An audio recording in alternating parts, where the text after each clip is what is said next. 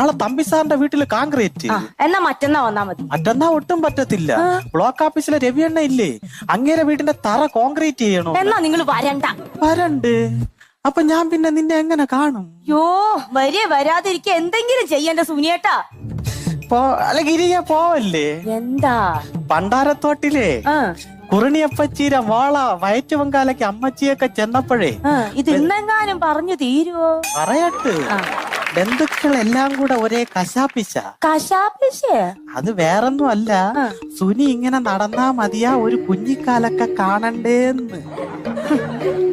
ആ ചോദിച്ചവരോട് ചെന്ന് പറയണം സുനിയുടെ ഭാര്യക്ക് ദൈവശക്തി ഒന്നുമില്ല ദിവ്യഗർഭം ഉണ്ടാക്കാന്ന്. അതിന് ഞാൻ എന്തോ ചെയ്യണം ഗിരിയേ?